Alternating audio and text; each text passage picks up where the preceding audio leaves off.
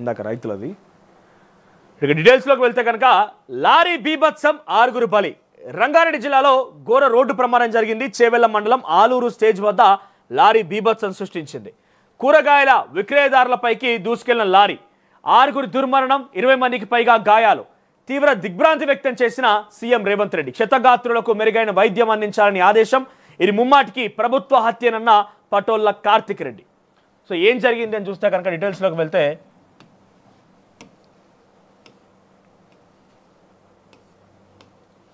రంగారెడ్డి జిల్లాలో ఘోర రోడ్డు ప్రమాదం జరిగింది. చేవెళ్ల మండలం ఆలూరు స్టేజ్ వద్ద ఓ లారీ బీభత్సం సృష్టించింది. ఈ ఘటనలో 6 దుర్మరణం చెందారు.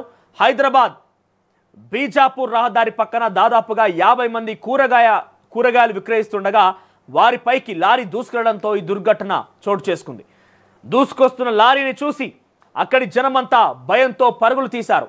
వ్యాపారులపైకి దూసుకెళ్లిన లారీ చెట్టును ఢీకొట్టి ఆగింది. లారీ డ్రైవర్ క్యాబిన్లో ఇరుక్కుపోవడంతో అతడిని బయటకు తీసి ఆసుపత్రి తరలించారు.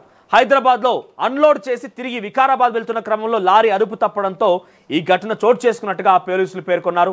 ఈ ఘటనతో హైదరాబాద్ బీజాపూర్ రహదారిపై భీతావహ వాతావరణం నెలకొంది. లారీ సృష్టించిన బీభత్సంలో మృతులను కొన్ని పేర్లు అయితే ఉన్నాయి. రాములు, ఆలూరు, ప్రేమ్, సుజాత గుర్తించారు. మరొకరు ఆసుపత్రి తరలిస్తుండగా మృతి చెందారు. ఈ ఘటనలో మరికొందరికి గాయాలయ్యాయి. క్షతగాత్రులను చేవెళ్ల ప్రభుత్వ ఆసుపత్రి తరలించారు. ఈ ఘటనలో మృతుల సంఖ్య పెరిగే అవకాశం ఉన్నట్టుగా సమాచారం. దాదాపు 100 మీటర్ల దూరం నుంచే లారీ అదుపు తప్పిన విషయాన్ని గమనించిన కూరగాయల వ్యాపారులు పరుగులు పెట్టారు. రంగంలోకి దిగిన పోలీసులు కూలిన చెట్టుని జేసీబీతో పక్కకు తొలగించారు. ఘటనా స్థలానికి కిలోమీటర్ల దూరంలో ఆదివారం కూడా రోడ్డు ప్రమాదం జరిగింది. లారీ కారు ఢీకొని బీడీఎల్ ఉద్యోగి దంపతులు ఆదివారం దుర్మరణం చెందారు. వరుస ప్రమాదాలతో స్థానికులు ఆవేదన చెందుతున్నారు. ఈ రోడ్డును విస్తరించాలని ఏళ్ల తరబడి కోరుతున్నా పట్టించుకోవడం లేదని ఆగ్రహం వ్యక్తం చేస్తున్నారు. ఈ ఘటనతో మృతుల బంధువులు కన్నీరు మున్నీరవుతుగా విలపిస్తున్నారు. సీఎం రేవంత్ రెడ్డి దిగ్భ్రాంతి వ్యక్తం చేశారు. రంగారెడ్డి జిల్లాలో లారీ బీభత్సం సృష్టించిన ఘటనపై సీఎం రేవంత్ రెడ్డి తీవ్ర దిగ్భ్రాంతి వ్యక్తం చేశారు. మృతులకు ప్రగాఢ సంతాపం తెలిపారు. క్షతగాత్రులకు మెరుగైన వైద్యం అందించాలని అధికారులు ఆదేశించారు. కాగా ఈ ఘటనపైన బీఆర్ఎస్ నేత పటోళ్ల కార్తిక్ రెడ్డి ట్విట్టర్ ద్వారా స్పందిస్తూ కాంగ్రెస్ ప్రభుత్వంపై తీవ్ర స్థాయిలో మండిపడ్డారు. నేను 6 నెలల నుంచి మొత్తుకుంటున్నా. ఈరోజు పొద్దుగాల కూడా వచ్చి ప్రెస్ మీట్ పెట్టిపోయినా. ఇప్పుడు మా చేవెళ్ళ మళ్ళీ యాక్సిడెంట్ జరిగింది. కూరగాయలు అమ్ముకునే వ్యక్తుల మీద లారీ దూసుకెళ్ళింది. ఎంతమంది చనిపోయారో ఇది ముమ్మాటికి ప్రభుత్వ హత్యే. ఈ ఘోర ప్రమాదం తెలంగాణ ముఖ్యమంత్రి బాధ్యత వహించాలని రాసుకొచ్చారు. సో ఇక్కడ ఈ ఘటన జరిగింది ఏంటంటే అక్కడ బ్రేక్ ఫెయిల్ అయిందా, మొత్తం అయితే లారీ అదుపు తప్పింది. కూరగాయలు అమ్ముకునేటువంటి ఆ షెడ్ల మీద, ఆ యొక్క షాపుల మీద, అక్కడ కొనుక్కునేందుకు వచ్చినటువంటి ఆ వ్యక్తుల మీద నుంచి ఒక్కసారిగా లారీ దూసుకెళ్లడంతో సుమారుగా 4 స్పాట్ డెడ్ అయిపోయారు. ఇంకొక 2-3 అయితే చాలా తీవ్రంగా గాయాలు కూడా అయినాయట. సో ఈ సిచ్యువేషన్లో కొంత డెఫినెట్గా మనం ఇదొక దుర్ఘటన అని చెప్పవచ్చు, చాలా బాధాకరమైన విషయం. కానీ దీంట్లో పటోళ్ల కార్తిక్ రెడ్డి మాట్లాడిన మాటలు చూస్తే కొంత డెఫినెట్గా క్వశ్చన్ చేయాలనిపిస్తోంది. 6 నెలల నుంచి మొత్తుకుంటున్నావా? ఈ ప్రభుత్వం వచ్చి సుమారుగా 11 నెలలు కావస్తుంది. ఈ డిసెంబర్ 7 ఇంకొక 4-5 రోజులు అయితే సంవత్సరం కాలం పూర్తవుతుంది. సరే, మీరు అనుకుంటున్నట్టుగా సంవత్సరం కాలం పూర్తయింది. 6 నెలలుగా మొత్తుకుంటున్నామంటే 6 నెలల క్రితం నుంచే ఈ ప్రభుత్వం ఏర్పాటైంది. సో మరి 6 నెలల నుంచి మొత్తుకున్న మీరు గత 5 ఏళ్లలో మీ అమ్మనే అక్కడ విద్యాశాఖ మంత్రిగా ఉన్నది, రైట్? సో మీరు అధికారంలో ఉన్నారు. మీరు కేటీఆర్కి, కేసీఆర్కి అత్యంత సన్నిహితంగా ఉన్నారు. ఈ మధ్య కాలంలో ఫామ్ హౌస్లో మీరు ఎట్లా చక్కర్లు కొడుతున్నారు, ఏ రకంగా తిరుగుతున్నారు, ఏ రకంగా కేసీఆర్తో ఆ సాన్నిహిత్యాన్ని, ఆ అనుబంధాన్ని, ఆ ఆప్యాయతను పంచుకుంటున్నారో చూస్తూనే ఉన్నాం. నిత్యం మీ ట్విట్టర్ని ఫాలో అవుతూనే ఉన్నాం. సో మీరు ఎందుకు మరి ఆ 5 ఏళ్లలో అడగలేకపోయారు? మరి ఇప్పుడు 6 నెలల్లో చేయలేరు. సరే, వీళ్ళు తప్పు చేసిర్రు, వీళ్ళు గడ్డి తిన్నారు అనుకుందాం మనం. వీళ్ళు గడ్డి తింటే మరి ఆ గత ప్రభుత్వం పెండ తిన్నదా? వీళ్ళు గడ్డి తిన్నారు అనుకుందాం, గత ప్రభుత్వాలు పేడ తిన్నాయా?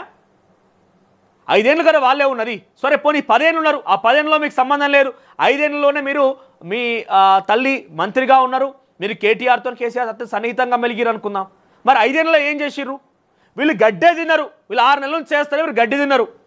మరి మీరు తిన్నది ఏంటిది? మీ ప్రభుత్వంలో మీరు ఎందుకు తాత్సారం చేసిర్రు? పేడ తిన్నారా? ఇక్కడ యాక్సిడెంట్ జరిగిన తర్వాత ఏదో అయ్యో కుర్రో మొర్రో అని చెప్పి మొత్తుకొని రాజకీయంగా మనం మలుచుకునే ప్రయత్నం చేయొద్దు. రాజకీయంగా దాన్ని మళ్ళీ మలుచుకునే ప్రయత్నం చేయొద్దు. ఇక్కడ జరిగిన ఘటన డెఫినెట్గా బాధాకరం, చాలా తీవ్ర దిగ్భ్రాంతికి గురి చేస్తోంది. అంటే వాళ్ళు పాపం చిరు వ్యాపారం చేసుకొని పొట్టకూటు కోసం జీవనోపాధి చేసుకునేటువంటి వ్యక్తులు వాళ్ళు. కూరగాయలు అమ్ముకునే వాళ్ళు కొందరు అయితే, కొంతమంది అక్కడ కొనుక్కోవడానికి వచ్చారు. చనిపోయిన వాళ్ళంతా కూడా కూరగాయలు అమ్ముకునే వాళ్ళే. వాళ్ళ కుటుంబానికి తీవ్ర శోకాన్ని మిగిల్చి వెళ్ళిర్రు. డెఫినెట్గా ఇదొక బీభత్సం. ఇంతకు మించినటువంటి ఒక అనుకోని సంఘటన ఏది ఉండదు. ఆ సమయంలో లారీ అలా వస్తుందని ఎవరు ఊహించరు.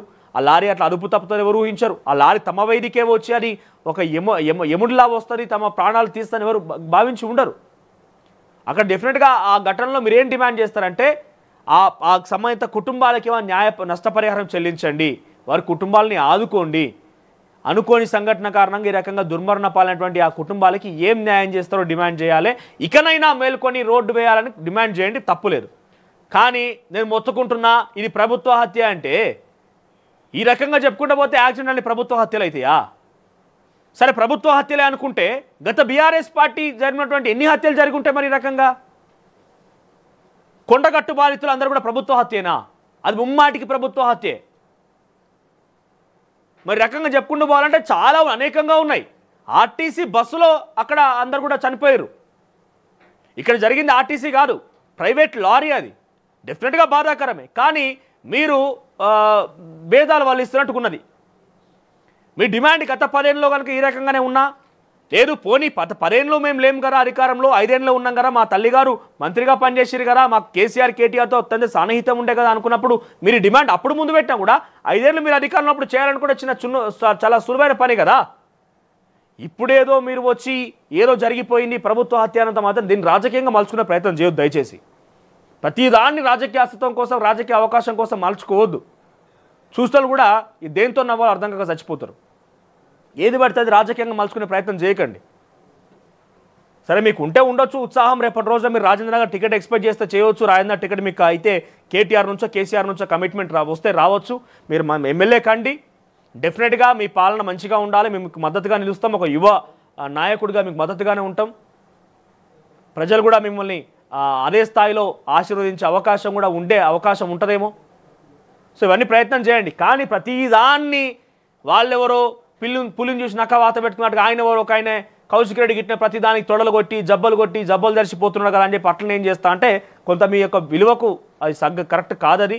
చాలా విలువగల కుటుంబం, రెస్పెక్ట్ఫుల్ కుటుంబం మీది, రాజకీయాల్లో కూడా చాలా చరిత్ర ఉన్న కుటుంబం. కాబట్టి ఈ రకంగా ప్రయత్నం చేయొద్దు అనేది అటు ప్రజలు మేము కూడా ఆశిస్తున్నాం. సో ఏది ప్రతిదాన్ని రాజకీయంగా మలుచుకోకండి.